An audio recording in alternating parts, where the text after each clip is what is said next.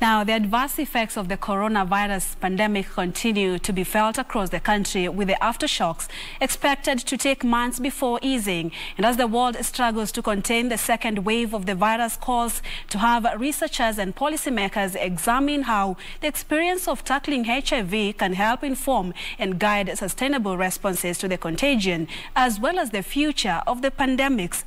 Now, continues to reverberate. Here is the report on these effects of COVID-19 months on after the cases were reported. Just as 2019 was coming to a close, the world will be confronted with a unique challenge, the Covid-19 disease. The contagion would find its way into Kenya in mid-March, occasioning a sequence of events that resulted in the announcement of a raft of containment measures by the government as the country struggled to contain the spread of the virus. While the measures appear to produce the desired results in containing its spread, the country would suffer arguably one of its biggest economic meltdowns in recent history. Such was the case for fishermen operating in Malindi, who have had to adjust to the reality of dwindling fortunes. Sasa ukipata samaki, kusema ule ukweli, samaki utapata kweli, lakini utauza wapi?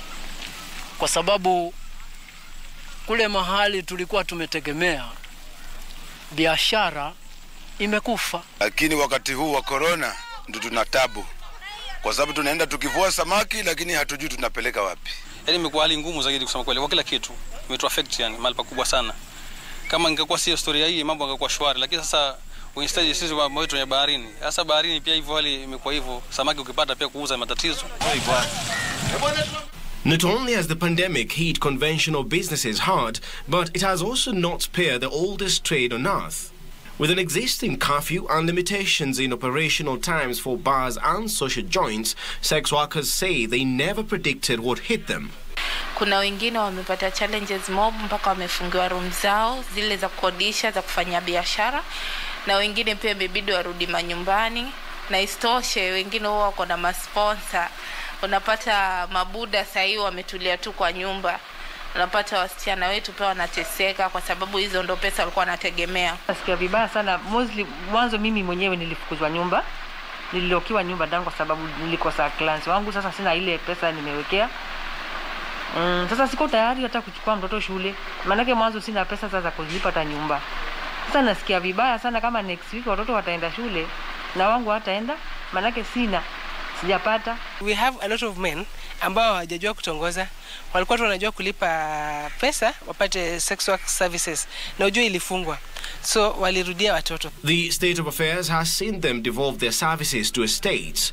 From the blues, all the bars, all the sex brothels and name them, and the clubs were closed without even warning. And these sex workers were their business, their work was just put on hold overnight. And with the coronavirus pandemic compromising the delivery of public health services, stakeholders in the fight against HIV/AIDS remain concerned. If, for example, we are addressing the issue of COVID, we need also to look at some other issues, like now the education, which is an issue, issue of unemployment, issue of the AYPs, issues of let's say the sex workers who are there. The spiral effects of COVID-19 stigma-induced complications now presenting a new challenge to the country's health systems. But it is the very experience and investments that are seeing Kenya recognized as a success story that experts want tapped into while dealing with the current pandemic. This report, dubbed COVID-19 and HIV, UNAIDS says by taking on bold lessons learned through HIV, fighting COVID-19 can aid in reimagining system of health to accelerate the health-related commitments of the 2030 Agenda for Sustainable Development. A proposal that seems to resonate with stakeholders in the fight against HIV/AIDS. We need to put some structures which will be able to address the health system up to the community level.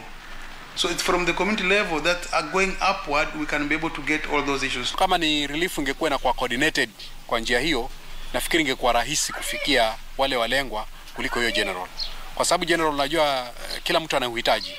Na wakati huu wa hii janga ya corona hata yule ambaye pia alikuwa anaweza kujimudu, kwa sababu hali imekuwa mbaya, yeye pia kujimudu yake imekuwa ni ngumu.